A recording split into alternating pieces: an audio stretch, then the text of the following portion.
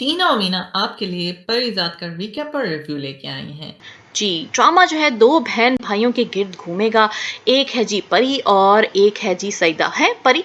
परी तो लड़का है। जी, बिल्कुल वो लड़का ही है और उसका नाम है पूरा परीज़ाद, जो कि बड़ा ही मासूम और भोला-भाला सा है। उसकी ज़िंदगी में आएँगी 5-5 हसीनाएँ जो उसे गोल-गोल, गोल-गोल चक्कर लगवाएँगी और परी जो है वो शायरी भी करते हैं उनमें से एक हसीना के लिए, जिसका हमसे इंट्रोडक्शन होगा एपिसोड नंबर 1 में। और परी को ये भी पता है कि उनकी बहन जो है वो किसी को पसंद करती हैं और बहन जिसको पसंद करती हैं वो है माजिद, मोहल्ले के बड़े ही शरीफ शख्स है, जो कि हसीना नंबर 1 के वालिद को मस्जिद में इम्प्रेस करते हुए नजर आए। और हसीना नंबर 1 की तो क्या बात करें, पूरा मोहल्ला उनका दीवाना है। उनके घर के बाहर उन्होंने कैरम बोर्ड का जो है ना वो दरख्त के नीचे एक दुकान सी लगाई हुई है, जिस पे बैठ के वो उसको हर वक्त डांटते रहते हैं। और उसमें से सबसे बड़ा दीवाना है शोकी, जो कि लिखवाएगा खत हमारे बेचारे परीज़ाद से नहीद के लिए।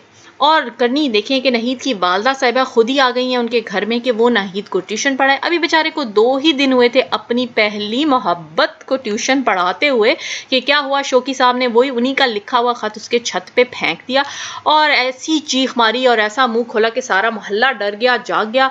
और यहाँ पे हमने देखा कि वालिद साहब के हाथ लग गया वो खत जिस पे उनका पहला शक ही गया बेचारे परीज़ाद के ऊपर। उन्होंने वो कॉपी मंगवाई जिसमें उसकी राइटिंग मैच की और अब हम देखते हैं नेक्स्ट एपिसोड में वो बनाएंगे कैसे बेचारे परी की दुर्गत। जब मिर्जा साहब गुस्से में पहुंच जाते हैं पूरे मोहल्ले के साथ परी के घर पे और उस पर इल्जाम लगाते हैं कि तुमने मेरी बेटी को खत लिखने की जुर्रत क्यों की, और देते हैं उसके मुंह पे जोरदार तमाचा।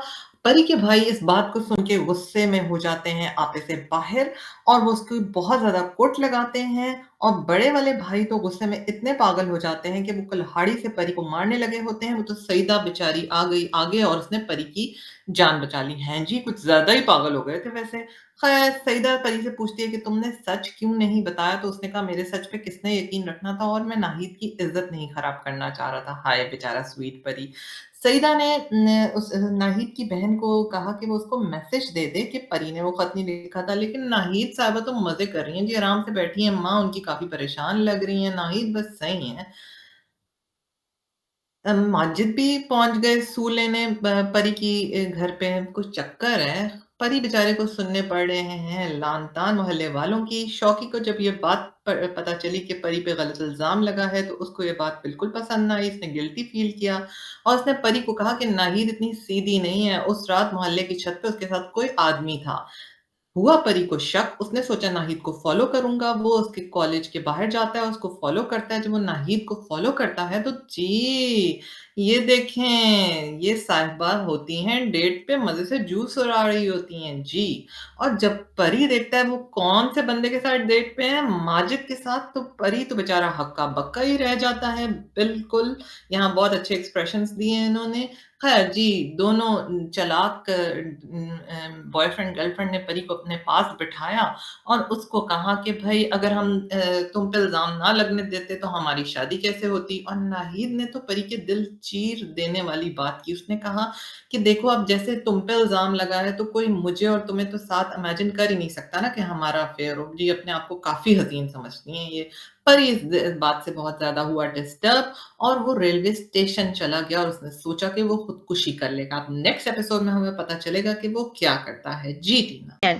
शुक्र है जी परीज़ाद ने जो है ना वो खुदकुशी नहीं की इस नाहिद बीबी के लिए और इसको बचा लिया इस शायर नुमा शख्स ने, जो फिर इसका दोस्त भी बन गया। और हमने देखा परी ने जाके अपनी बहन का भी दिल तोड़ दिया, बिजली गिरा दी कि माजिद जो है वो किसी और को पसंद करता है और वो किसी और जो है अपने प्लान्स में सक्सेसफुल हो गई। रिश्ता भी आ गया, बात भी पक्की हो गई और फिर मिठाइयाँ भी बट गई। क्या बेचारी सईदा के दिल पे गुजरी वो तो हम जानते ही हैं। और भाभियों को देख लें, उन्होंने भी एक बुढ़े के साथ बेचारी सईदा को रुखसत करने का प्लान बना लिया और सईदा बेचारी भी कुछ नहीं बोली। लेकिन उसके परीज़ाद भाई ने उसे ज़रूर पूछा कि तुम वाकई ये करना चाहती हो, लेकिन इन दोनों भाइयों ने तो बस अपनी बीवियों की हाँ में हाँ मिलाई और बेचारी सईदा को रुखसत कर ही दिया।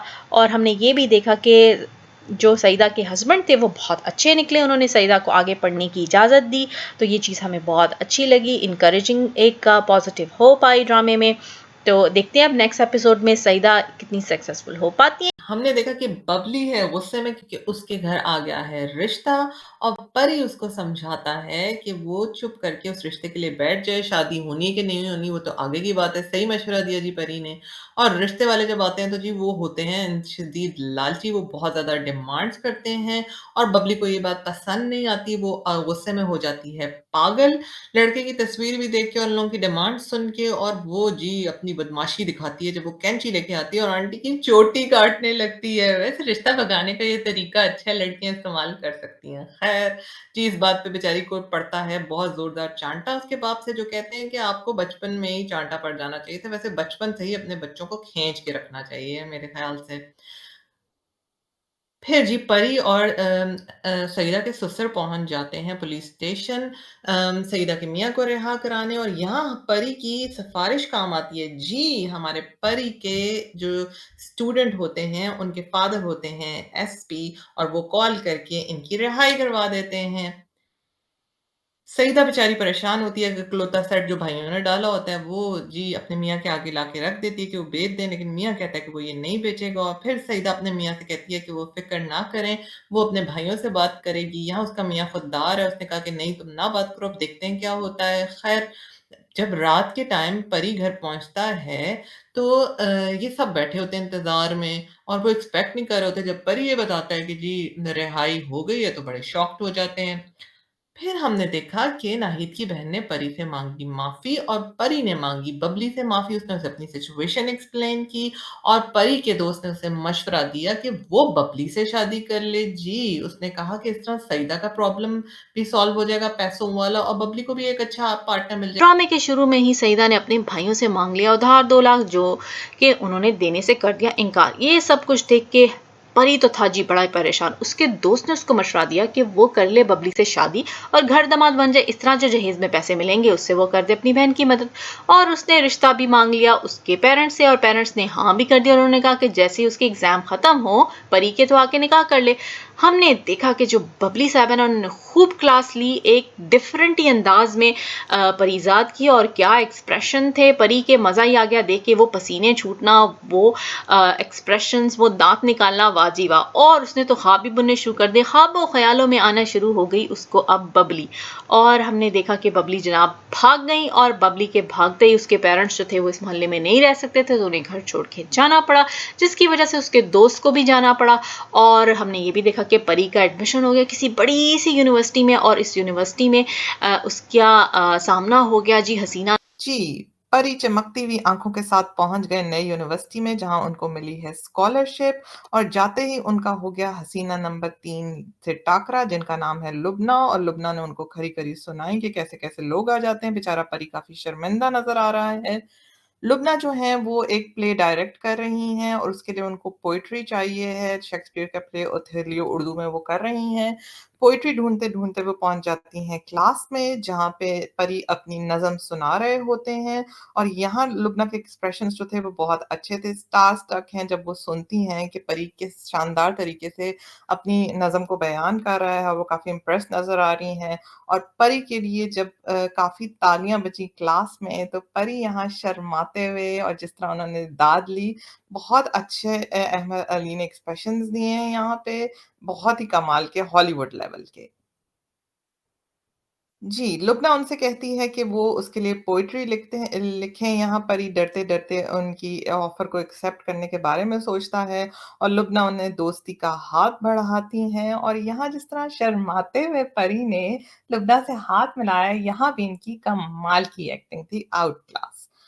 परी जो हैं वो शेक्सपियर की ओथेलियो किताब उर्दू में पढ़ते हैं और फिर नगीद के बारे में सोचते-सोचते वो एक बहुत प्यारी नज़्म लिख डालते हैं। लेकिन यहाँ हमें एक बात नहीं पसंद आई कि परी जो है उन्होंने एक बैड हैबिट पिक कर ली है। जी, वो है स्मोकिंग और ये हैबिट उन्होंने अपने फ्रेंड से पिक की है क्योंकि उनके फ्रेंड स्मोक करते थे।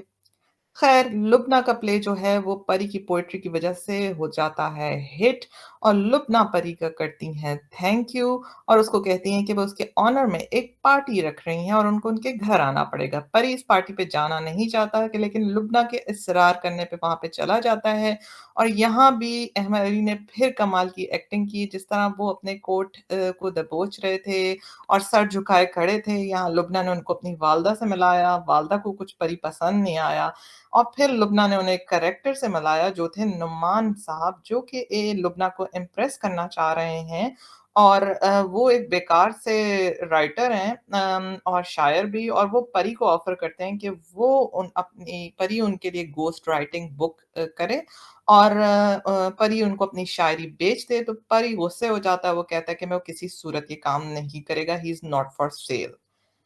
जी।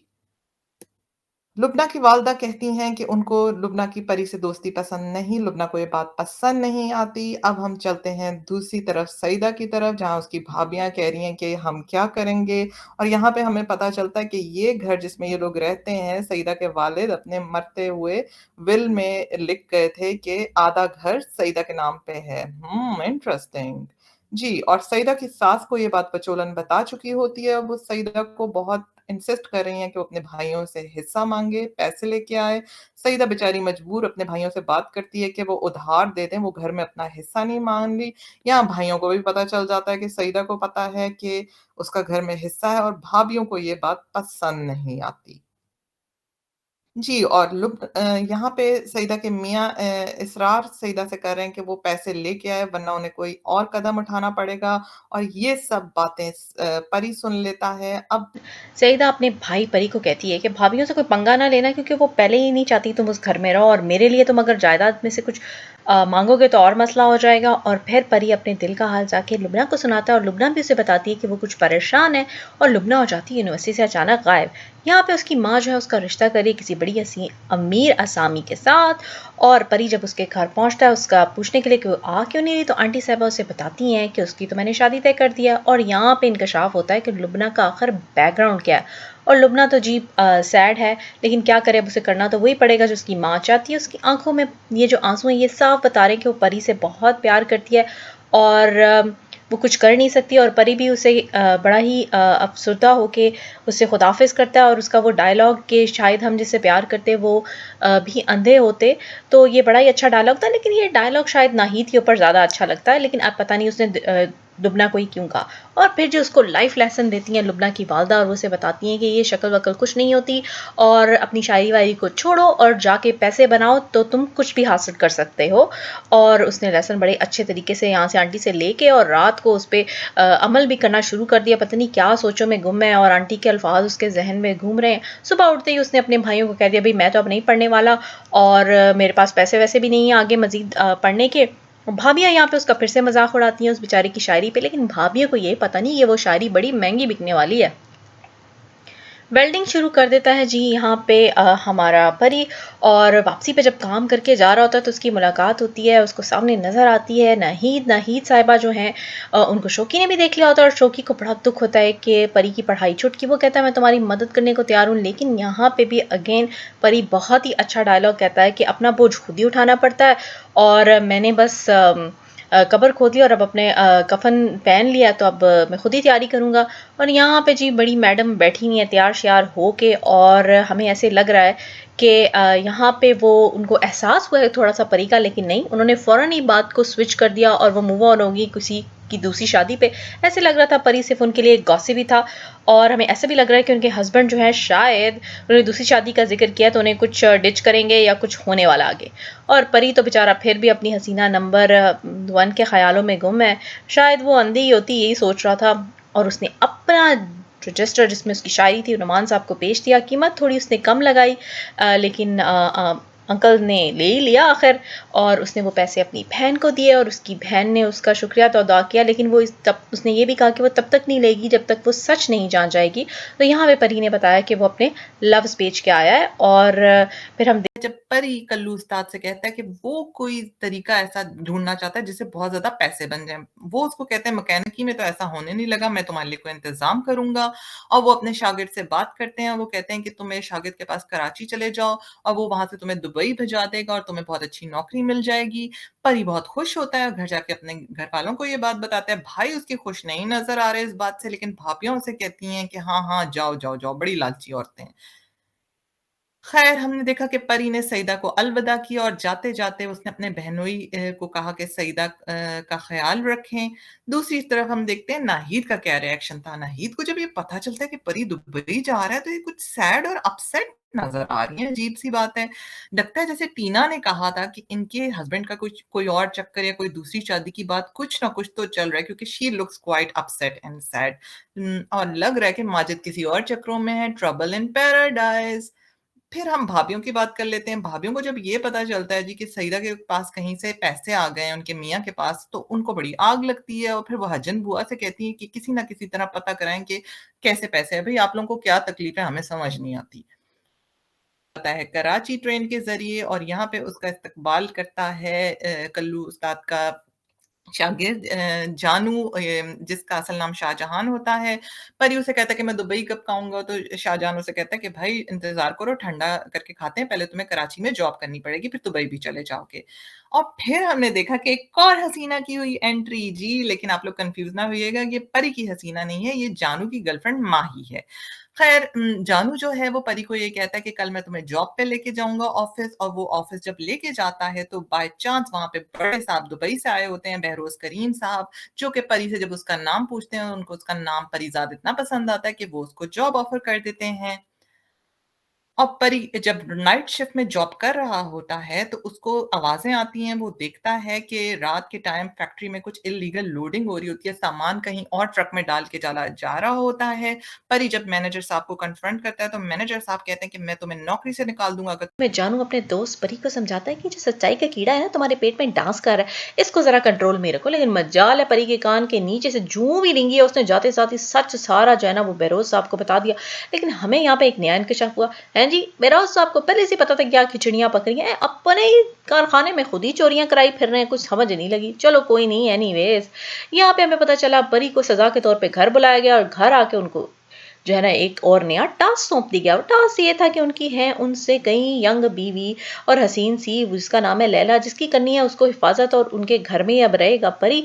और जहाँ जाएंगी मैडम लैला उनके पीछे पीछे जाएगा परी। और ये बात मैडम लैला को कुछ पसंद नहीं आ रही। यहाँ पे मैडम लैला कह रही क्या नजर बट्टू लगा दिया मेरे पीछे। हस्बैंड जो है वो अपनी बेगम से इतना बेइंतहा प्यार करते हैं कि वो बस नहीं चाहते कि उनको किसी किस्म का नुकसान पहुंचे।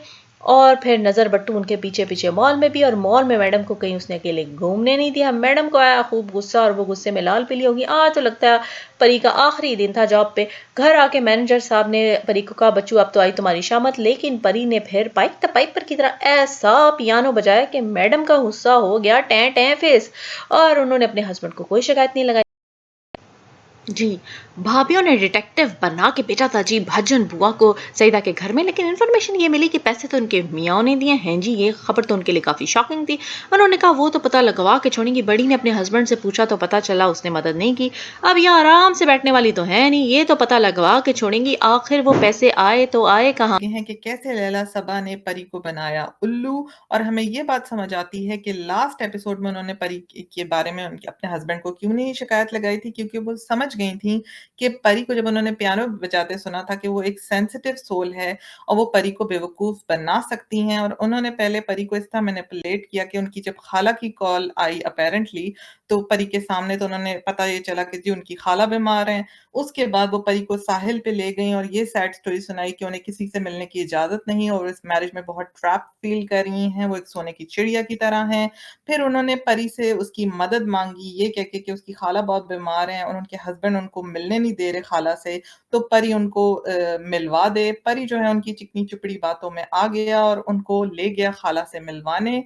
और यहाँ हमने एक अजीब-सी बात नोट की कि जब अपैरेंटली ये उनकी कज़न निकली तो उन्होंने मिस लैला सबा कहा हैं जी आपको आपकी कज़न मिस तो नहीं बुलाती होगी, अजीब-सी बात लगी हमें, लगता है अंदर आंटी नहीं कोई और ही चक्कर चल रहा है, कोई खाला बीमार नहीं है। उसके बाद लैला सबा ने परी को दावत दी अंदर आने की, वो जानती थी कि परी एक लाइन नहीं क्रॉस करेगा, परी ने वाक़ई ही अंदर नहीं गया। फिर परी बेचारा हमें इंतज़ार करते हुए नज़र आया और शाम ढल गई और फिर लैला साबा ने देर कर दी और दूसरी तरफ हमने देखा कि बहरोज़ करीम बहुत गुस्से में हैं, रात ढल गई है, उनकी वाइफ़ अब तक घर नहीं आई और जब काफ़ी देर में रात में उनकी वाइफ़ घर आती हैं, तो वो परी से क्वेश्चन करते हैं कि उनकी वाइफ़ कहाँ थी? तो वो परी ने उन्हें ये कहा कि जी होटल और ट्रैफ़िक में हमें देर हो गई और परी ने अपने एम्प्लॉयर से झूठ बोला और फिर लैला साबा ने परी का शुक्रिया अदा किया और परी को पैसे ऑफ़र किए और परी ने ये पैसे वापस कर दिए और लैला साबा ने कहा कि आगे भी तुम्हें मेरी मदद करनी होगी। में जी मक्खन लगाती हुई नज़र आई लैला सवा जो कि सब था झूठ। और यहाँ पे परी को नींद नहीं आ रही, वो सोच रहा है कि मैं गद्दारी कर रहा हूँ, कभी जानू का डायलॉग आ रहा है, कभी जी मैडम का डायलॉग आ रहा है कि आखिर रुक जाओ मैं बॉस को खुद ही बता दूंगी। लेकिन जब ऊपर से पंखे से लटका के उन्होंने कैमरा घुमाया तो हमें लगा परी ज़रूर बता देगा अपने बॉस को, लेकिन नहीं, उसने कहा मैं बॉस के वापस आने में बताऊंगा। हालांकि बॉस ने सुबह मौका ज़रूर दिया, बता दो भाई इतनी बूथी क्यों बनी हुई, आखिर माजरा क्या है, लेकिन देखा उसने कुछ नहीं बताया। जी अब ये ना कहना कि बॉस ने मौका नहीं दिया, बॉस ये भी कह के गए थे। फिर खैर अब हमने देखा कि मैडम ने तो क्या तैयारियां की, तैयार श्यार होके जूते शूते पा के वो निकल पड़ी गाड़ी में फिर मिलने अपनी आंटी साहबा को। और आंटी से क्या मिलना था, परी को उन्होंने कहा कि जाओ तुम जाओ मैश करो, बड़े रेस्टोरेंट है, खाने शाने खाओ, लेकिन परी तो यहाँ पे सिर्फ सिगरेट फूकता हुआ नजर आया। और मैडम ने लगा दी देर, और जैसे ही वो आई और पीछे से अजीब बैकग्राउंड की कमी थी, मैं हूँ डॉन, बाकी सब कुछ तो पूरा था। खैर आते साथ ही देखा हमने कि मैडम ने अपने बयानात ही बदल दिए और सारा का सारा मुद्दा फेंक दिया परी के ऊपर। भाई आप कोई मुन्नी चाचूची बच्ची हैं कि परी ने आपको कहा और आप आ गई अपने दोस्त से मिलने, को समझ नहीं लगी आंटी। खैर फिर अब यहाँ पे आप देखें कि बेचारा परी जो है वो इतना सादा, उसने कहा हाँ जी मैंने ही किया सब कुछ, मैडम ने तो कुछ नहीं कहा, लेकिन एक्सप्रेशन जो थे ना बड़े आला थे भाई। अब ये लंबे बालों वाली आंटी तो है कोई नहीं, ऐसा शॉकिंग जो रिएक्शन था मुझे समझ नहीं आया। परी साहब आपको अंदाजा हो जाना चाहिए था कि आखिर माजरा चल क्या रहा है। और यहाँ पे देखते ही अपने लंबे से बालों वाले फ्रेंड को पाँव पे पड़ गई मैडम ने, खूब माफी मांगी, लेकिन नहीं, बेरोज साहब ने कहा अब तो नहीं मैं माफ करूंगा गद्दारी। और फिर पीछे से हमें दो गोलियों की आवाज आई, ठा ठा। और ये देखिए इस हीरो को देखें, ये तो ऐसे एक्शन मारा है कैमरे में देख के जैसे सारा कुछ इसी ने किया हो। फिर हमने देखा कि बेरोज साहब रो रहे थे और उनको तसल्ली दी उनके वफादार मैनेजर ने कि कोई बात नहीं आराम से ही मरी होंगी, लेकिन ये तो आपको मारने से पहले सोचना चाहिए था कि आपकी मैडम को तकलीफ होगी कि नहीं। परी का तो जिसने सर फोड़ा था ना बड़े जोर से फोड़ा था, वो तो बेचारा बेहोश ही रहा और जब होश में आया तो उसे फिर मजीद 2 महीने बेहोश रखा। और यहाँ पे हमने देखा कि बॉस को उसने बता ही दिया कि वो नहीं चाहता था कि बॉस की जीरो हो जाए इज्जत उतने सारे बंदों के सामने कि बॉस की बेगम का किसी और के साथ चक्कर चल रहा है। बंदा बड़ा नायाब है बॉस को लगा। और यहाँ पे एक इंस्पेक्टर साहिबा नजर आई जिनका नाम कोई अजीबो गरीबी है, बदर मुनीर, और नाम के हिसाब से तो उनके मुंह पे मूछें होनी चाहिए थी, चलो कोई बात नहीं खैर है। लेकिन लगता ये है कि वो बड़ी तेज है, वो पता लगा ही लेंगी और पहुंच ही जाएंगी कि आखिर माजरा क्या। और वो पहुंच ही गई उस अपार्टमेंट तक और यहाँ पे आके उनके वफादार मैनेजर साहब ने बताया कि भाई वो उस लड़की तक ना पहुंचे। और बॉस ने कहा लड़की को ढूंढो तो सबसे पहले मेरे लाओ, क्योंकि उसकी आंखों में अभी तक मेरी बेगम की झलक मौजूद होगी। तो मेरा मशवरा ये है आपके लिए बेरोज साहब कि ये सारे जो बाकी लड़के इन सबकी आंखों में आपकी बेगम की झलक है, इन सबको बुला लें और अपने दिल को ठंडा कर लें। लेकिन अगर आपको यकीन नहीं आता तो मैं आपको गारंटी देती हूँ ये जरूर ताड़ रहा था जो पीछे बैठा हुआ है। हमने देखा कि परी छुपते-छुपाते चादर में लिपटा पहुँच गया एक पुरस्कार सी जगह से, पुरस्कार तरीके से, जहाँ पे लड़के-लड़कियों के कपड़े में कर रहे थे डांस और सब काफ़ी मदहोश और टुन्न नज़र आ रहे थे। और यहाँ उनकी मुलाकात हुई जी गुरु से, जो कि सेठ करीम के एक्स एम्प्लॉयी थे और काफ़ी सख्त गुंडे नज़र आ रहे हैं। ये अब देखते हैं परी के साथ क्या होगा। रात के टाइम जब परी को आँख खुली तो वो पानी पीने उठा और उसकी गर्दन पे उसको एक खंजर मिला। वो खंजर किसी और का नहीं था। जब उसने पीछे मुड़ के देखा तो वो थी बबली जी। और यहाँ पे दोनों ने बहुत कमाल के एक्सप्रेशंस दिए हैं, आउट क्लास एक्टिंग। और हमें ये बहुत अच्छा ट्विस्ट लगा है कि ड्रामे वाले बबली को परी की लाइफ में वापस लेके आए हैं।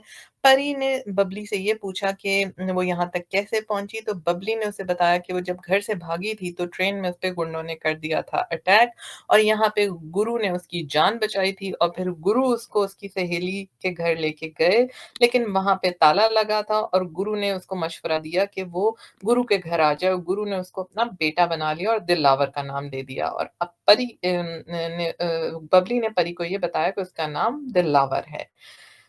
परी से जब बबली ने परी से ये पूछा कि वो यहाँ पे कैसे आया, तो परी ने उसको बताया कि उसको मालूम हो गया है कि पैसों में कितनी जान है और मर्द की पहचान सिर्फ ज़्यादा पैसे से ही होती है। सुबह के टाइम परी और गुरु की हुई मुलाकात, जहाँ पे गुरु ने परी को अपनी स्टोरी बताई कि वो उन्होंने या इस अड्डे तक कैसे इस अड्डे के लीडर बने और उनका कितना तल्ख़ सफ़र रहा। परी ने उनसे ये पूछा, जब आपको पता था ये इतनी बुरी दुनिया है, तो इसमें आख़िर आप बबली को क्यों लेके आए? इस क्वेश्चन से गुरु हिल गए। अब देखते हैं वो परी के साथ क्या सलूक करेंगे। जी टीना। जी, सही अप्सरी दिखा दी जी। बदर मुनीर साहिबा ने खोज लगा ही ली उस गाड़ी की जिसमें लैला साहबा आती थी और सीधी पहुंच गई दफ्तर वो बहरोज साहब के और फरोज साहब से करने शुरू कर दिए उन्होंने सवाल। और फरोज साहब तो पहले से तैयार थे। मोटा सा रजिस्टर और मैनेजर साहब बुलाए जिसमें लिखा हुआ था कि वो गाड़ी तो पहले से ही चोरी हो चुकी है और उसकी एफआईआर भी दर्ज हो चुकी है। खूब तैयारी करके रखी हुई है। लेकिन यहाँ पे बैदर मुनीर साहब आराम से बैठने वाली नहीं थी। सीधी पहुंच गई फिरोज साहब के घर पे और उन पे सवालात करने शुरू कर दिए। और यहाँ पे उन्होंने कहा ठहर जा मैडम, तुझे अभी मैं सीधा करता हूँ। सीधा फोन घुमाया उनके ऑफिसर्स को और उनके जो सीनियर्स ऑफिसर्स थे उन्होंने फिर जी मैडम को कहा सीधे पहुंचो तुम मेरे दफ्तर में। और फिर दफ्तर में बुला के खूब की छतरोल।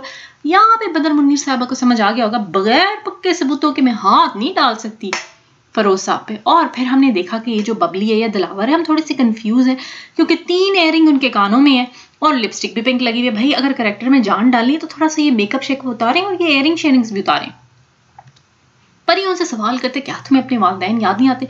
बात यह करनी थी वो तो फिर सोचने शुरू हो गई और रोने भी शुरू हो गई। उसको याद आने लगे अपने माँ बाप। और यहाँ पे उनके जो गुरु साहब हैं वो भी थोड़े से उनके लिए परेशान नजर आ रहे हैं। उन्होंने परी को कहा है कि परी कुछ पता लगाओ, उसके पेरेंट्स कहाँ हैं, कुछ खोज लगाओ। देखते हैं नेक्स्ट एपिसोड में ये खोज कितनी दूर तक जाती है कि वो मिल पाता है बबली के पेरेंट्स से। देखा कि परी चादर में लिपटा पहुंचा बबली के पेरेंट्स के घर पे और यहाँ उन्होंने उसे पहले तो पहचानने से इनकार कर दिया। जब चादर के अंदर से निकला तो था वो परी और यहाँ पे पेरेंट्स ने उसको कह दिया कि वो नहीं मिलना चाहते बबली से। स्पेशली उसके फादर जो थे वो काफी अगेंस्ट थे, लेकिन माँ का दिल कुछ मोम हो रहा था। फिर हमने देखा कि गुरु के घर पहुंचे स्पेशल मेहमान। वो मेहमान कोई और नहीं थे, बबली के पेरेंट्स थे। वो उसको लेने आए थे। यहाँ पे जी शुरू हुआ बहुत लंबा इमोशनल ड्रामा, जिसमें पहले तो बबली नहीं मान रही थी, कभी उसके फादर नहीं मान रहे थे, कभी मदर मिन्नतें डाल रही थी।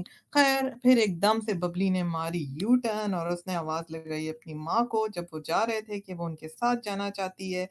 और यहाँ हमें बहुत अच्छा लगा कि परी की वजह से बबली और उसके माँ बाप का फिर से मिलाप हो गया। और यहाँ गुरु की एक्टिंग भी बहुत अच्छी थी, रोने-धोने की हमने काफ़ी एन्जॉय किया। उसके बाद हमने देखा कि बदर मनीर जो थीं वो सारा को ढूँढते-ढूँढते पहुँच गईं और उन्होंने सारा को अरेस्ट कर लिया और यहाँ पे ऐसे लग रहा था कि किकली खेल रहे हैं पुलिस वाले और सारा मज़े का सीन था ये भी। ये खबर पहुँच गई परीज़ाद तक, गुरु ने उसको ये खबर दी और परी से रहा नहीं गया। उसने सोचा कि वो बहरोज़ करीम के घर चला जाएगा और दूसरी तरफ बहरोज़ करीम को अरेस्ट करने पहुँच गई, अरेस्ट वारंट लेके मुनीर। लेकिन बहरोज़ करीम हैं तो शातिर, उन्होंने पहले से ही अपनी बेल बिफोर अरेस्ट करवाई हुई थी। और फिर जी यहाँ पे परी पहुँच गया और ये परी की हाँ, हमें लगता है कि गलती थी और फिर परी की बदर मुनीर की नज़र पड़ गई परी पे और उन्होंने फैसला कर लिया कि वो परी को यहाँ पे जनाब परी साहब जो है ना वो गलत मौके पे पहुंच जाते हैं। मौका हमें याद आ रहा है पर एनीवे मौके का फायदा उठाया है। किसने यहाँ पे मौके का फायदा उठाया है? बदर मुनीर साहिबा ने। और वो उन्हें अपने साथ थाने ले जाती है।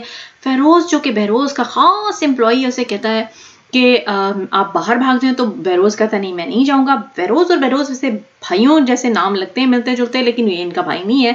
बट वफादारी तो भाइयों वाली है। लेकिन वफादार कोई परी भी कम नहीं है। खूब फेंटी खाई है उसने थाने में, उल्टा लटका के उसको पटक पटक के मारा है, लेकिन उसने मुंह नहीं खोला।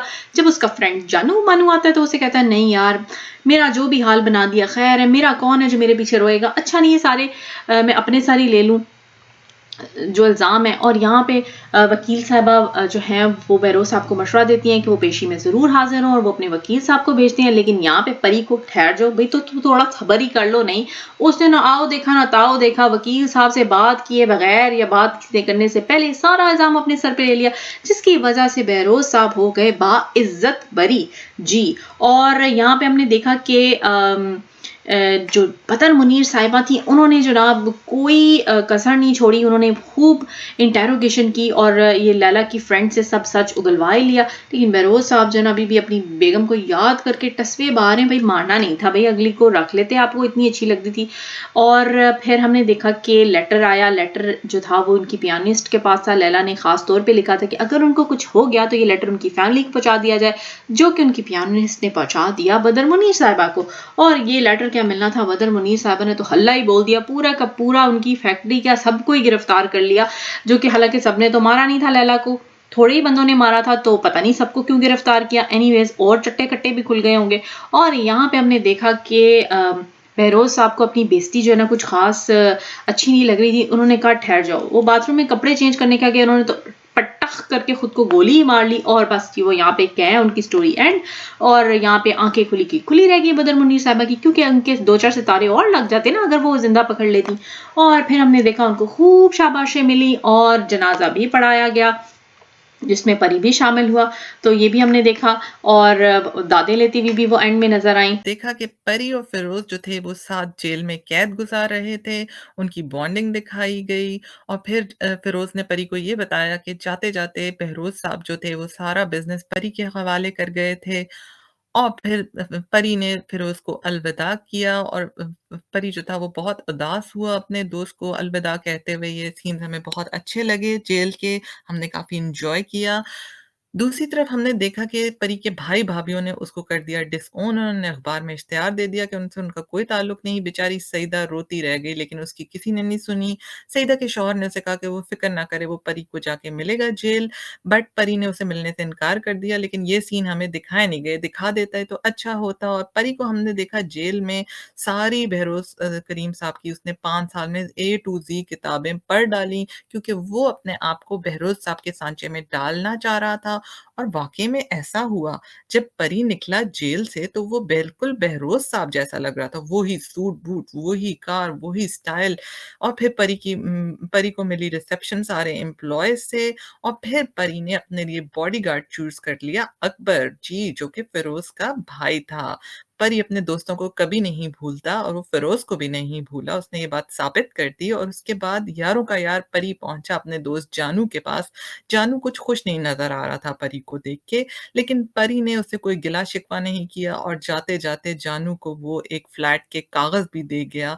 और यहाँ हमने देखा जानू और परी की फ्रेंडशिप की हो गई ख़त्म।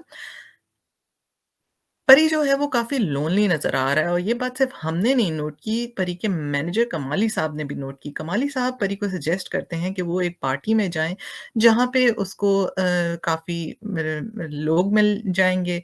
परी ने उनसे कहा कि वो अकेला रहना पसंद करता है। अब देखते हैं नेक्स्ट एपिसोड में परी जाता है पार्टी में या नहीं? बस जी, पार्टी में पहुँच जाते हैं जी परीज़ाद और लगता है पार्टी में सबको ही परीज़ाद का इंतज़ार था। और जी आखिर उनको मिला ही दिया जाता है रहमान साहब से। और यहाँ पे तो कमाली के कुछ और ही कमालात नज़र आए, आंटियों में ऐसे खुश और कह के ये परी को पता चल गया ये बंदा और वाक़ई ठीक नहीं है। और फिर यहाँ पे जी इसरार किया जाता है कि आप रुकें, महापारा जी आ रही हैं। और महापारा जी जो आती हैं वो तो ऑलरेडी परी को पता है कौन है, वो तो जी हमारी लुबना, जैसे कि हमने पिछली एपिसोड में भी कहा था। लेकिन जब ये इंकशाफ होता है ना जी हमारे रहमान साहब पे और कमाली साहब पे, तो वो कुछ इतना खुश नजर नहीं आ रहे।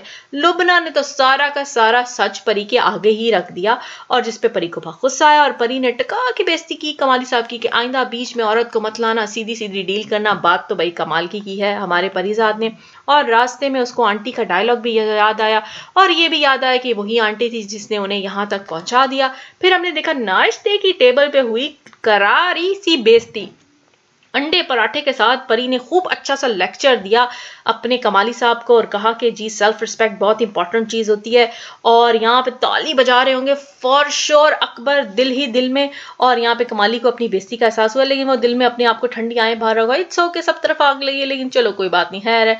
और यहाँ पे हम ऑडियंस ने किया थैंक यू अपने परीजाद को, क्योंकि उन्होंने वाकई बड़ी करारी बेइज्जती की थी। आंटी ऊपर से ताक रही है कि ये इतनी प्रोटोकॉल के साथ आ कौन रहा है, और परी ये लगता है वो नशे में टुन थी, क्योंकि उनकी बेटी ने तो कम 1 मिनट में पहचान लिया था परी को, लेकिन आंटी से नहीं पहचाना गया। और जब आंटी के आगे हकीकत खुली, वो फेमस डायलॉग, क्या डायलॉग मारा जी परीजाद ने, उसके नाम की क्या खूबी है, वाकई हम भी सब मानते हैं। आंटी को लगा जी एकदम करारा शौक। और फिर हमने देखा कि लुबना से वादा किया गया कि उसके लिए भी कुछ करेगा परी, और आंटी को उसने तसल्ली दी कि इट्स ओके, आप कल भी सही थी और आज भी सही हैं, बड़ा ज़र्फ दिखाया। और गाना तो ऐसा लगा, हम क्यों मिल रहे हैं, ऐसे लगा किसी ने परी को टॉन्ट किया। और परी ने जब चैनल स्विच किया तो हाँ जी, जी बिल्कुल एंट्री हो ही गई यहाँ पे यमुना की और एनी एज अ वीजे, और वो परीजाद की फैन है, उनकी शायरी की। इस पे परी जरा मुस्कुराते हुए नजर आए। और फिर हमने देखे ड्रोन शॉट्स इस्लामाबाद और पिंडी के, वाह जी वाह, ड्रामे वालों के पास ड्रोन भी है, क्या बात है जी, बड़ा मजा आया देख के। फिर हमने देखा परी पहुंचा अपने घर अपने भाइयों से मिलने, और यहाँ पे जी एक से बढ़कर एक उन्होंने परी को ऐसे बातें सुनानी शुरू की, लेकिन परी को सब याद था, जितनी मर्जी वो मक्खन लगा लेते, लेकिन परी को जी सब याद है यहाँ पे। और यहाँ पे उन्होंने कोशिश की कि वो सईदा के घर ना जाने दे परी को, लेकिन परी ने कहा कि वो तो जाएगा, अपनी बहन से जरूर मिलेगा, और वो फिर हमने देखा कि परी की लाइफ में सिर्फ एक ही कैरेक्टर नहीं बदला, वो है उसकी बहन सईदा। सईदा और उसके मियाँ ने परी के लिए 5 लाख वो पैसे भी रखे थे, जो परी ने उन लोगों को मुश्किल वक्त में दिए थे। परी ने उनका दिल रखने के लिए वो पैसे ले लिए और अपनी नीज़ परीसे को दे दिए वो पैसे। अब हमारा ड्रामे वालों से वैसे एक क्वेश्चन है, परीसे जो है वो 1 साल तक की लग रही है, और जब परी जेल में था तो तब सईदा प्रेग्नेंट थी। क्या ये वही बच्ची है या ये कोई और बच्ची है? लगता है हमें कि ड्रामे वालों से ऊप्सीज़ हो गई गलती। परी ने हिम्मत बांधी और वो गया मिर्जा साहब के घर उनका हाल अहवाल पूछने। नाहिद ने दरवाजा खोला और हक्के बक्के होते देख के परी की तरफ देखा, और यहाँ नाहिद के काफी बुरे हालात नजर आ रहे हैं। खैर जी, मिर्जा साहब ने परी से अपोलोजाइज किया अपने बिहेवियर पे, जो उन्होंने परी को चांटा मारा था, और कहा कि उस पर उन्होंने इल्जाम लगाया। अब मिर्जा साहब से हमारा एक क्वेश्चन है जी, कि क्या ये इल्ज़ाम आप इसलिए वापस ले रहे हैं कि परी के पास पैसे आ गए हैं, या आप वाक़ई में उसकी शराफ़त से इम्प्रेस हुए हैं? हमें तो पैसों वाली बात लगती है। लुब्ना की माँ ने बिल्कुल ठीक कहा था कि आदमी के जो ऐब होते हैं वो उसके पैसे की वज़ह से छुप जाते हैं। जाते-जाते नाहिद ने परी से बड़ा ही वियर्ड क्वेश्चन पूछा। आंखें मटकाते-मटकाते, शर्माते-शर्माते उसने ये पूछा कि आपने अब तक शादी क्यों नहीं की? आपको क्या तन्हाई महसूस नहीं होती? परी ने नाहिद को कड़ाका-सा जवाब दिया, और नाहिद जो थीं वो परेशान ही हो गईं परी के जवाब से, और देखती रह गईं परी और परी की फ्लीट ऑफ गाड़ियों को। मज़े का सीन था, हमें बड़ा मज़ा आया। फिर हमने देखा लालची भाइयों और भाभियों ने परी को घेरने की कोशिश की, उसको कहा कि तुम वापस ना जाओ। परी ने कहा भई हमारा तो काम है, हमें तो वापस जाना होगा कराची। और अच्छा हुआ जी परी इस लालची टोले को कहीं मुँह उठा के अपने साथ कराची नहीं ले गया। शाबाश परी, आपने अच्छा काम किया। फिर परी गया कल्लू मैकेनिक से मिलने के लिए। अब यहाँ आप लोग देख सकते हैं कि जब परी मैकेनिक से मिलने जा रहा है तो इतने ज़्यादा लोग खड़े हैं, भई ड्रामे वाले इनको साइड पे ही कर देते। शूटिंग या आप डिफरेंट एंगल से कर लेते तो थोड़ा नेचुरल लगता। लोग दरख्तों से साइडों से निकल-निकल के झाँक-झाँक के देख रहे हैं कि शूटिंग हो रही है जी ड्रामे की। कल्लू उस्ताद परी को मिले नहीं। जब परी कराची वापस पहुँचा तो लुब्ना मैडम आईं, और लुब्ना मैडम ने परी से कहा कि मेरी मूवी में इन्वेस्टमेंट कर दो। अब परी का दिल तो वैसे ही इतना बड़ा है, उसने कहा कि हाँ जी, मैं आपके साथ इन्वेस्टमेंट कर दूँगा। एपिसोड में हमने देखा था कि लुबना ने बता दिया परी को कल्लू उस्ताद के गैराज का, और फिर परी से कहाँ रोका जाना था, वो सीधा पहुंच गया उनके गैराज। और यहाँ पे हमें एक चीज बहुत अच्छी लगी, आप यहाँ नोट कर लें कि परी के जो उस्ताद हैं कल्लू साहब, वो पसीने में लथपथ हैं, लेकिन जैसे ही परी ने उनको देखा वो उनके गले लग गया। इससे ये शो होता है कि परी अभी तक चेंज नहीं हुआ, उसने उसी कप में चाय पी जिसमें कल्लू उस्ताद साहब पी रहे थे। तो यहाँ से पता चलता है कि परी जो है वो कितना ग्राउंडेड है। और फिर परी ने कहा कि अब वो कल्लू उस्ताद की भी मदद करेगा। कमाली का डायलॉग हमने ज़रूर यहाँ पे मिस किया कि मैं मुखिल हो जाऊं, अब हमें लगता है उसकी आदत सी हो गई है। और परी ने उनको शर्त भी बताई कि कमाने की शर्त क्या है। जी बहुत अच्छा लगा परी के ये ख्यालात सुन के। फिर जनाब पहुंचे जनाब माजिद साहब दफ्तर में, और उनको पता चल गया परी अब वे बियॉन्ड हिज लीग है, और उन्होंने अपनी साली कंवल को आगे कर दिया जॉब के लिए। कंवल राजी भी होगी जॉब करने के लिए। फिर कहानी में हमने थोड़ा सा नया ट्विस्ट देखा कि जो डॉन है शहबाज साहब, वो दीगर डॉन के साथ परी के पास आ जाते हैं और वो उन्हें धमकाते हैं। और परी जो कान डरने वाला था, परी तो है पहले से तैयार है मरने के लिए, आंखें बंद करके फॉर श्योर वो गालियां बक रहे होंगे, लेकिन जाते हुए उनसे हाथ मिला के गए। अच्छा, अब जब परी वापस अपने घर जा रहे होते हैं तो वो सुन रहे होते हैं आरजे एनी को और दिल ही दिल में खुश हो रहे होते हैं। और फिर यहाँ पे कमाली उन्हें बताता है कि वो इनवाइटेड हैं कॉलेज के फंक्शन में, कि उन्होंने की है बहुत बड़ी डोनेशन। और फिर फंक्शन में जाके वो पढ़ते हैं अपनी शायरी, जो कि बहुत ज़बरदस्त थी ये नज़म, बहुत मज़ा आया ये सुन के। और फिर दाद तो फिर बनती थी इनके ऊपर, और आरजे एनी उनसे रिक्वेस्ट करती नज़र आई कि वो उनका इंटरव्यू करना चाहती हैं। और ये रिक्वेस्ट कमाली ने भी उनको सुनाई। तो अब देखते हैं, और हमें लगता है कि नेक्स्ट एपिसोड में ये हमें इंटरव्यू ज़रूर नज़र आएगा। और फिर जनाब कंवल उन्हें अपने घर ले जाती हैं, और घर जब लेके जाती हैं तो जो नाहीद होती है उसके एक्सप्रेशन तो देखने वाले होते हैं। ऐसे लग रहा है कि कंवल ने उसका काम आसान कर दिया। और फिर वो चाय पीता है और इजाज़त लेता है परी, और पीछे पीछे दौड़ी दौड़ी आती है और उसे कहती है कि वो उससे अकेले में कहीं मिलना चाहती है। हैं जी, हाँ जी, हम भी ऐसे ही चौंक गए थे जैसे परी चौंक गया। और परी अब थोड़ा गुस्से में भी है, और उसे बहरोज साहब के डायलॉग्स भी सुनाई दे रहे हैं कि दुनिया जो है वो तुम्हारे आगे झुकेगी और तुम्हें झुकाना आना चाहिए। अब देखते हैं परी दुनिया को कैसे झुका। परी का है हार्ट ऑफ गोल्ड। जब उसने एक बच्चे की मदद की जो उनके ऑफिस के सामने आके बैठा रो रहा था, वो जूते पॉलिश करने वाला बच्चा था। परी गाड़ी से उतर के उसके पास गए, उसे बातचीत की और उसे दिलासा दिया कि वो उसकी सारी एजुकेशन का खर्चा उठाएंगे। वाह जी, वाकई में हमारे परी का दिल जो है वो गोल्ड का है। उसके बाद परी की लाइफ में प्रॉपर एंट्री हो गई हसीना की। जी, ये हसीना नंबर 5वीं आ गई हैं एनी उनकी लाइफ में। आरजे एनी हैं और इन्होंने इनको खूब फ़ोन कॉलें की और फिर जी स्कल्पचर गिफ्ट भी भेजा और परी को रोमांटिक रोमांटिक गाने डेडिकेट भी करती नज़र आईं ये अपने रेडियो चैनल के थ्रू। परी ये रोमांटिक गाने सुन के एन्जॉय कर रहा था और मीटिंग में बैठा मुस्कुरा भी रहा था। एनी के मैसेज देख के लगता है कि दिल में हलचल हो रही है परी के, और ये बात इनके दिमाग ने पहचान ली और दिल और दिमाग के दरमियान में हो गई जंग। और दिमाग ने ये याद कराया कि अपने पुराने धोखे भूल गए हो नाहिद, बबली और लुबना की सूरत में। मज़े की बात है कि दिमाग ने वो जो सबसे बड़ा धोखा मिला था मिसेस बहरोज़ की तरफ से, वो नहीं याद कराया गया। क्योंकि शायद पैसे वहाँ से मिले थे उनके मियाँ से। अच्छा जी, खैर दिमाग की हो गई जीत और परी ने एनी की फ़ोन कॉल्स को करना शुरू कर दिया इग्नोर। लेकिन एनी जो है वो परसिस्टेंटली अननोइंग हैं, इनका कैरेक्टर थोड़ा काफ़ी अननोइंग और परसिस्टेंट दिखाया गया है। और इन्होंने फ़ोन कॉल कर दी ऑफ़िस में और उनसे कहा कि मैं आपका स्कल्पचर बनाना चाह रही हूँ, जिस पे परी को चढ़ गया बहुत ज़्यादा गुस्सा, क्योंकि परी अपनी लुक्स के बारे में बहुत इनसिक्योर है। वैसे इतना अपनी लुक्स के बारे में इनसिक्योर होना नहीं चाहिए, इतना कॉन्फिडेंट इंसान को होना चाहिए। अच्छी-भली तो सूरत है इनकी, लेकिन खैर उनको चढ़ गया गुस्सा। उन्होंने एनी को कहा कभी यहाँ पे फ़ोन ना करना। एनी जो है वो काफ़ी उतावली हैं, उनसे रहा नहीं गया। मुँह चुका और पहुँच गई जी वो ऑफ़िस। और ऑफ़िस में जब परी ने उनको देखा तो परी ने उनसे की लड़ाई और उनसे कहा यहाँ से चली जाओ, तुमने इतना घनौना मेरे साथ मज़ाक किया है। लेकिन जब परी ने ये देखा कि एनी तो ब्लाइंड हैं जी, क्योंकि वो अपनी स्टिक यूज़ कर रही थीं। मेकअप से लगता नहीं है वैसे वो ब्लाइंड हैं। ख़ैर परी ने उनको वहीं रोक लिया, उनसे कहा कि वो यहाँ से मत जाएँ। दूसरी तरफ हमने देखा कि नाहिद जो है उनको अभी भी यही खुशफ़हमी है कि परी उनकी मोहब्बत में दीवाने हो रहे हैं। अपनी बहन से उन्होंने ये झूठ बोला कि परी ने मुझसे कहा है कि कहीं मिलो। बहन को इस बात पे वैसे यकीन तो नहीं आ रहा था, लेकिन नाहिद ने उन्हें कन्विंस कर ही लिया और फिर नाहिद ने उनको एड्रेस एक रुपये की सूरत में भेजा जहाँ से वो परी पे मिलना चाहती हैं और कहा ये परी को दे दो। बहन जो थी वो बेचारी इधर-उधर देख रही है कि वो कैसे वो लेटर परी तक पहुँचाए।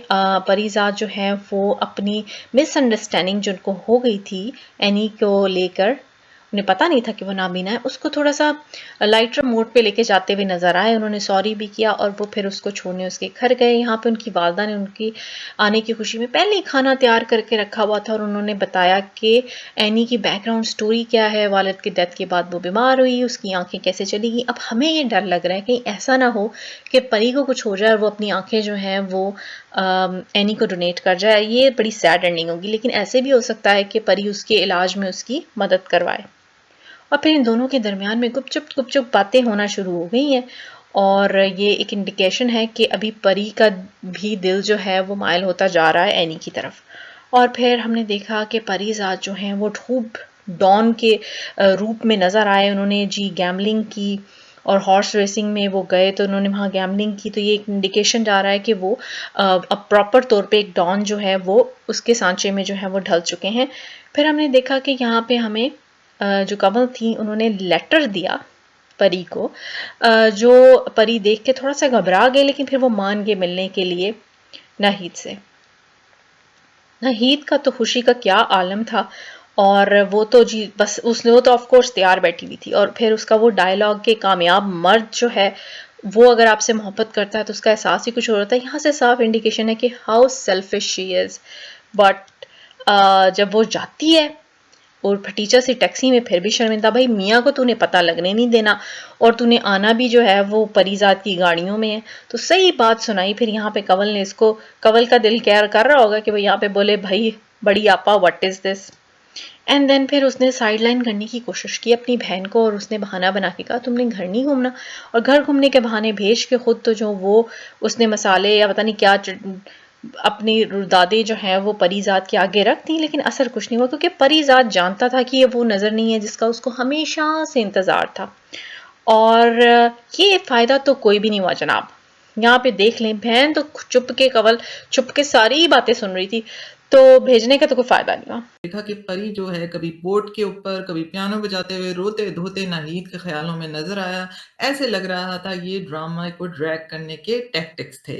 फिर जी परी खुशी-खुशी गया अपना स्कल्पचर बनवाने एनी के पास, और एनी ने जी परी के फेस को फ़ील किया। परी थोड़ा-सा एंग्ज़ियस था यहाँ पे, लेकिन फिर वो हो गया कॉन्फिडेंट, और एनी ने अच्छी तरह फ़ील करके उसे स्कल्पचर बनाना शुरू कर दिया। यहाँ पे से लवी-डवी लुक्स एनी को कराई हैं इसने।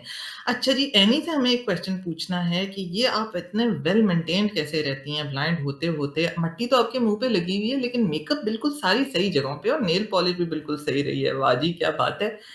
फिर जी परी को आया ये बन गया जी स्कल्पचर, और परी इस स्कल्पचर को देख के बहुत ही इम्प्रेस थे।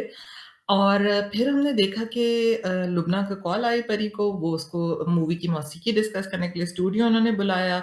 और यहाँ पे हम मशाल खान के बारे में बात करना चाहेंगे। हमें ऐसे लग रहा है उन्होंने नोज़ की सर्जरी कराई है। क्या आप लोगों को भी ऐसे लग रहा है? हमें कमेंट सेक्शन में बताइएगा।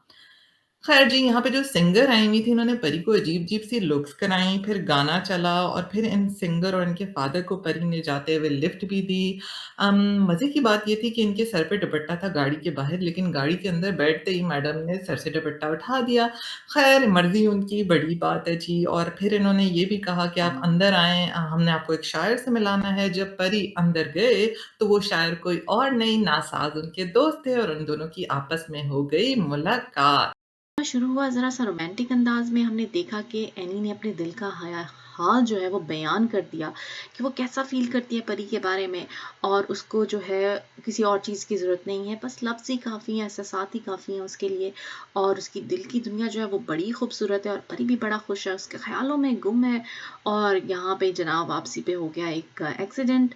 गोली लगने वाली थी परी को, लेकिन आगे आ गया अकबर, और अकबर ने परी की जान बचाई। सीधा पहुंच गया जी फिर वो अस्पताल में, और परी को याद आए अपने बहरोज़ करीम और उनके वो खूबसूरत अल्फाज के। सल्तनत तो जी बन जाती है, लेकिन उसको कायम रखना बड़ा मुश्किल होता है, और शफाकियत इख्तियार करनी पड़ती है उसको कायम रखने के लिए, और दुश्मन का दुश्मन और दोस्त का दोस्त बनना पड़ता है। तो ये जैसे ही उसको याद आई, और फिर उसने फ़ौरन ऑर्डर दिया कि अब जी गुरु को बुलाया जाए, और अब वो बदला लेने के लिए तैयार है अपने अकबर के लिए। और फिर हमने देखा किसे धुआंधार अंदाज में वो सेठ शहबाज के दफ्तर में जाता है और क्लियर कट मैसेज देता है। और ये जो लुक थी ना, ये तो बहुत ही कमाल थी, बड़ा मज़ा आया। इससे नज़र आया कि परी जो है वो एज अ दुश्मन या एज अ डॉन कितना जो है ना वो सफाक हो चुका है। यहाँ पे वो लुक से हमें पता चल रहा था। और फिर जो उसने ये क्लियर एंड लाउड मैसेज दिया ना, तस्वीर को पटख के उसके बेटे की, शहबाज के, तो यहाँ पे हमें पता चल गया कि परी अब आगे करने क्या वाला है। तो शहबाज साहब तो जी डर जाए, लेकिन यहाँ पे ये बात क्लियर है कि वाकई परी जो है वो दुश्मनों का दुश्मन है और दोस्तों का दोस्त भी है, क्योंकि वो अपने दोस्त के पास भी गया, उसको अपने दिल का हाल बताया, उससे मशवरा भी लिया। तो ये चीज़ भी हमें नज़र आती है, जो कि क्लियर कट पता चल रहा है कि परी जो है अब फुली ग्रोन जो है वो एक बहरोज़ साहब बन चुका है। पर ही ने हमने देखा कि कैसे दुश्मन बन के दिखाया, सफ़ाक दुश्मन, और दुश्मनी उसने सफ़ाकी से भी और प्यार से भी की। वो कैसे? वो ऐसे कि जी उसने कर लिया शहबाज साहब के बेटे को अगवा। अब हमें ना एक क्वेश्चन है, ये जब शहबाज साहब के बेटे थे, इतने बड़े डॉन के बेटे हैं, ड्रग माफिया के, इनकी कोई बॉडीगार्ड्स क्यों नहीं थे? खैर बड़ी स्ट्रेंज बात है।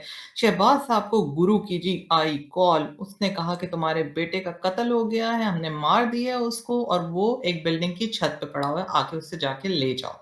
जब वहाँ पे शहबाज़ हक्का-बक्का पहुँचा तो उसने क्या देखा कि बेटे की लाश तो ना मिली, परी मिला आँखों में आँखें डालते हुए उसकी तरफ देखते हुए, और परी ने उसे लेसन टीच किया कि उसके साथ दुश्मनी लेना कितना डेंजरस हो सकता है उसके लिए। उसने उसको बताया कि मैंने तुम्हारे बेटे को छोड़ दिया है, मैंने तुम्हें माफ़ कर दिया है, आइंदा मेरे साथ ऐसा फड्डान मत लेना।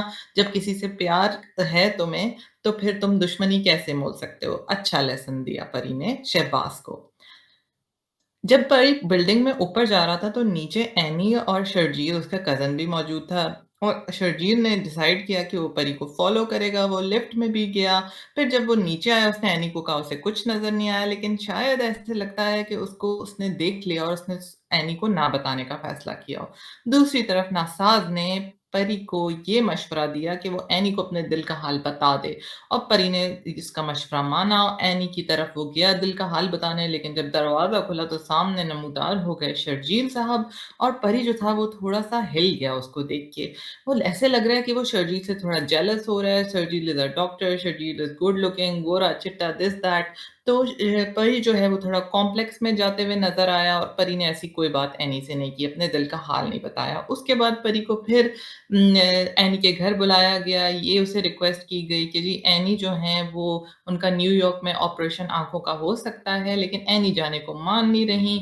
पता चला कि जी क्योंकि एनी के पास पैसे नहीं हैं, और शर्जील ने कहा वो अपना घर ऑफ़र कर रहे हैं। हमें ये बात समझ नहीं आई कि ये जो इन्होंने अपनी फैमिली टॉक करनी थी ये पहले कर लेते। अगर कोई ये लोग अच्छे ड्रामे में अच्छे लोग दिखाए गए हैं, वरना ऐसे लग रहा था जैसे परी से ये पैसे हथियाने का तरीका है। पर ऐसा है तो नहीं।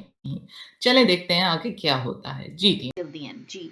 यहाँ पे जी हमने देखा कि परी ने अपने दोस्त की लाइफ जो है वो बिल्कुल सेट कर दिया, उसका करियर भी बना दिया, उसकी पर्सनल लाइफ भी सेट कर दी है, उसकी मंगनी शंगनी भी हो गई है, और खुद बना है नासाज अब परी का लव गुरु, उसके मसले सॉल्व कर रहा है। पहले तो जी वो उसको पुट्ठा सा मशवरा देता है कि भाई तू अपना रंग रूप चेंज करा ले, परी उस पर अमल कर लेता है। फिर सोने पे सुहागा होता है जनाब, ये जो शर्जील साहब है ऑफिस में आके अपने दिल का हाल जो है ना ऐसे खोल के रख देते हैं जैसे परी उनकी बचपन की सहेली हो। और यहाँ पे परी जो है ना वो अब उदास बैठा है, घर आके आंसू बहा रहा है, उसके सपने जो है वो चकनाचूर हो गए हैं, और उसके सपनों में उसकी जगह ले ली है सरजील ने। अब फिर वो जाता है अपने दोस्त लव गुरु के पास, और लव गुरु ने फिर पुट्ठा सीधा मशवरा देना है। उन्होंने कहा जी उसका ऑपरेशन ही ना होने दो। हैं जी, अब ये क्या बात हुई? साहब साहब फिर वो कहते हैं कि जी बिल्कुल भी रहम नहीं खाना आपने अपने रकीब के ऊपर, ये तो मोहब्बत में या इश्क में है ही खोट तुम्हारे, तो बस चक दो पट्टे, सब कुछ कर दो और निकालो उसे बीच से। जंग और मोहब्बत में सब जायज़ है। उधर हमें पता चलता है जी अब जी लेंस मिल गया, और एनी ने जी अपनी खुशी जो है वो शेयर करनी है परी के साथ। परी यहाँ पे फिर आते हैं, और यहाँ पे वो देखते हैं इन दोनों की बॉन्डिंग, तो फिर तो जेलसी के पर क्या होना था, और जलते पे तो और उन्होंने आग सुलगा सुलगा दी इन दोनों के सीने। और फिर परी जो है घर आके फिर उस तरह बारिश में रोते हैं, धोते धोते हैं। अब उनको लग रहा है कि एनी जो है उनसे दूर हो रही है और शर्जील के पास हो जाएगी, तो वो बस फिर एंड में आके एक जज्बाती और जेलसी में फैसला कर बैठते हैं कि शर्जील को जी अब रास्ते से हटा दिया जाए, और अकबर को ये ऑर्डर दे दिया जाता है। हमने देखा कि एनी प्लीज़ प्लीज़ करते एज़ यूजुअल परी के ऑफ़िस में आ पहुँची, और उन्होंने कहा कि वो उनके रेडियो शो में ज़रूर आएँ, वो उनका इंटरव्यू करना चाहती हैं। और अब परी ने सफ़ाकी से शर्जील को उड़ाने का अकबर को ऑर्डर फिर से दे दिया। उसको कहा गया कि थर्सडे को हॉस्पिटल में अकेला जब निकलेगा उसको वहाँ पे मार दिया जाए। अकबर ने अच्छे तरीके से शर्जील की जाँच-पड़ताल भी कर ली, उसको देख लिया अपने टारगेट को, और फिर जी परी जो है वो पहुँचा रेडियो शो में, और यहाँ एनी ने परी की जो तारीफ़ों के पुल बाँधे ना, उसके बाद परी जो था वो घबरा-सा गया इन सारी तारीफ़ों को सुन के, क्योंकि उसको लगा वो एक हिपोक्रेट है, वो किस किस्म का इंसान है। उसके ज़मीर ने उसकी मलामत की, और उसने घबरा के अकबर को कॉल मिलाई और अकबर से ये कहा कि वो शर्जील को गोली मत मारे। ये सीन बहुत अच्छे तरीके से दिखाए गए थे, और बड़ी टाइमिंग थी जी, क्योंकि 2 मिनट पहले ही अकबर जो था वो गोली चला देता, अगर एक सॉक्स वाला सॉक्स बेचने अकबर के सामने ना आ जाता। अल्लाह ताला की तरफ से ये फ़रिश्ता नुमा इंसान आया, अकबर, और परी को कातिल से बचा लिया। इस तरह लग रहा है कि परी यहाँ आसमान की तरफ अल्लाह ताला का शुक्र ही अदा कर रहा है, और परी काफ़ी सोचों में गुम है। इसके बाद हमने देखा कि परी ने प्लास्टिक सर्जन को कॉल किया और उन्होंने कहा कि भई वो माइकल जैक्सन नहीं बनना चाहते और प्लास्टिक सर्जन साहब जो थे वो काफ़ी अफ़सुर्दा नज़र आ रहे हैं क्योंकि इतनी बड़ी असामी पार्टी उनके हाथ से निकल गई। फिर परी अलविदा कहने चले गए, एनी को काफ़ी रोना-धोना हुआ और एनी ने भी उनको अलविदा कह दिया। इसके बाद परी ने फाउंडेशन आई ट्रस्ट बनाया और उसका ऑर्डर अपने अकाउंटेंट को दे दिया कि उसको सँभाले और फिर कमाली से भी ये कहा गया कि वो कहीं दूर जा रहे हैं और कमाली सारे बिज़नेस को लुक ओवर करेगा, उसको देखेगा बिज़नेस की चीज़ों को। अब फिर हमें परी जो हैं मालिक की तस्वीर से बातें करते हुए नज़र आए।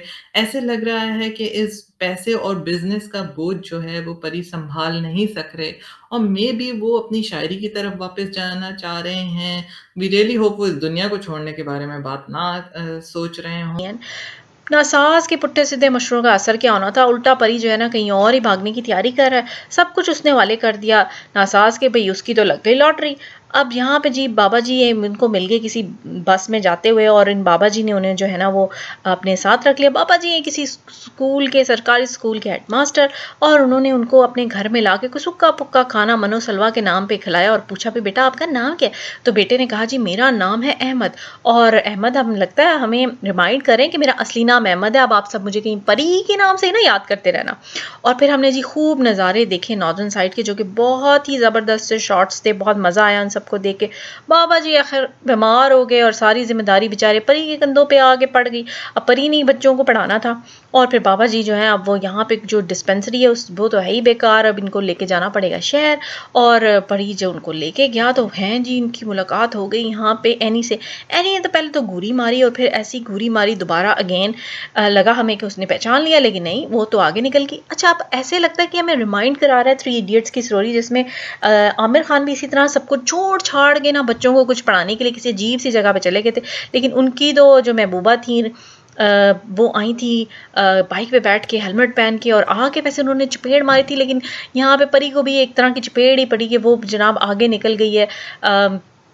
और हमने देखा फिर परी आके खूब रोया बैक में उस बैक फ्लैश हुए उसको सारी वो पुरानी बातें याद आई और हमें भी ऐसे लगता और परी भी ऐसा सोच रहा होगा कि बगैर देखे तो मुजस्मे बना रही थी अब असल में देखा तो मुझे उसने पहचाना ही नहीं। जी, परी हमने देखा उनको मिल गई अपनी ट्रू कॉलिंग, वो इस गाँव में इन बच्चों के साथ खुश हैं, वो यहीं रहना चाहते हैं, इनको पढ़ाना-लिखाना चाहते हैं और इधर वो काफ़ी मुतमईन नज़र आ रहे हैं। लेकिन दिल ही दिल में और यादों में एनी आती जा रही है और ये बात उनको अच्छी नहीं लग रही कि एनी ने लास्ट टाइम उन्हें इग्नोर किया था, पहचाना नहीं था। ख़ैर जी स्कूल का फंक्शन होने लगा है जिसमें बोर्ड वाले बच्चों को आके देंगे उनकी शानदार परफ़ॉर्मेंस पे गिफ्ट्स और फिर यहाँ पे हम देखते हैं कि शर्जील और एनी भी पहुँच जाते हैं हम न्यूज़ के साथ इसको कवर करने के लिए क्योंकि एनी वहाँ की ब्रॉडकास्टर हैं और शर्जील तो अहमद यानी परी को देखते ही उसको पहचान जाता है और हमें ऐसे लग रहा है कि शर्जील ने विग शिग लगाई हुई है, ऐसे लगता है उस प्लास्टिक सर्जन के पास हो आए थे जिसको परी ने रिजेक्ट कर दिया था। Good for Sharjeel and good for the plastic surgeon. इन्होंने शर्जील ने कन्विंस किया परी को कि वो उनके ही लिए यहाँ पे आए हैं। वो और एनी और कमाली ने उनकी मदद की थी, बताया था कि वो इस एरिया में मौजूद हैं। वो उनको ढूँढते-ढूँढते यहाँ तक पहुँचे हैं, लेकिन परी उन्हें कहता है कि एनी को कुछ भी ना बताएँ बिकॉज़ ऐसे लगता है कि एनी आगे मूव ऑन कर गई है। उसके बाद हमने देखा कि छोटा बच्चा जो कि इसने हाईएस्ट एग्ज़ाम में नंबर लिए थे, वो परी के पास आया। उसने कहा, "सर आपने कहा था कि आप ही मुझे गिफ्ट देंगे और आप स्पीच भी देंगे तो आपको आना पड़ेगा फंक्शन में।" परी तो छुप के बैठा था। ख़ैर बच्चे की खातिर वो बच्चे के प्यार में आ गया और जैसे ही बोलना शुरू किया, जूँ-जूँ परी बोलता गया, एनी उसकी आवाज़ को पहचानती गई और वो जान गई ये बात जब उसने शर्जील की तरफ देखा और शर्जील ने हामी भरी कि ये परीज़ाद ही है। फिर वो परीज़ाद के पास गई और उसे शिकवा किया। परीज़ाद ने उसको बताया कि भई मैंने तो शर्जील की जान भी लेने की कोशिश की थी, सोचा था इस बारे में। तो उसने उसको समझाया कि आपने सिर्फ़ सोचा था, अपने एक्शन्स पे अमल तो नहीं किया था, ये आपकी अच्छाई दिखा रही है। ये अच्छा लेसन था वैसे हमारे लिए कि वाक़ई में कभी-कभी बुरी थॉट्स आ जाती हैं, लेकिन हम अगर उस बुरी थॉट को रोक लें, तो हम एक अच्छे इंसान होते हैं। ख़ैर उसने परी से कहा कि वो उनका इंतज़ार करेगी उस मोमेंट तक जब तक वो अपने इन्फिऑरिटी कॉम्प्लेक्सेस से बाहर नहीं आ जाते और वो एक अच्छे दोनों दोस्त बन के इस एरिया में रहेंगे और दोनों मिल के इन बच्चों को पढ़ाएँगे और वो यहाँ पे छोटा-सा एफ़एम शो भी किया करेगी और यहाँ पे ड्रामा ख़त्म हो गया। अच्छी एंडिंग थी। जी, टीना। जी मीना, तबसरा हम करने वाले हैं जी लास्ट सीन के ऊपर। बहुत ज़बरदस्त सीन था। वही उन्होंने अपने हाथों की उँगलियों से जो है ना वो परी को ढूँढ लिया, पहचान लिया। और ये सीन ने हमें थोड़ा-सा रिमाइंड कराया वो सीन जो कि फना मूवी में हमने देखा था, जिसमें आमिर खान को इसी तरीके से काजोल ने पहचाना था। कॉपी तो नहीं कहीं। अच्छा, यहाँ पे आप सीन की खूबसूरती देख लें। अगर वो चाहते तो ड्रामा सुपर डुपर हिट था, उसको कोई अच्छे से कपड़े पहना देते किसी डिज़ाइनर के, लेकिन नहीं। उन्होंने जो है ना उसको बहुत ही सिंपल रखा और हमें बहुत अच्छी लगी ये बात। दूसरी बात ये कि शर्जील जो ना उन्होंने मौके का फायदा नहीं उठाया और इन दोनों को आपस में मिलवा दिया। ये बात भी बहुत जबरदस्त थी। हाँ जी, अब तालियां तो बनती हैं वाकई ओवरऑल ड्रामे के लिए हर तरीके से। लेकिन आप इसकी सिनेमेटोग्राफी देख लें, क्या जबरदस्त सीन थे। ऐसा उन्होंने ड्रोन का इस्तेमाल किया कि मजा ही आ गया पूरे ड्रामे को देख के। और सबसे आला जनाब हैप्पी एंडिंग हुई कि हमारे परिजात को उन्होंने कैन ही कर दिया, जो कि आई थिंक कोई भी नहीं चाहता था कि ऐसा हो। बहुत मजा आया ओवरऑल ड्रामे को देख के। तालियां तो जी बनती हैं पूरे ड्रामे के लिए। अब हम इस ड्रामे को मिस करेंगे। और thanks for watching. Please don't forget to like, comment and subscribe. अल्लाह हाफिज।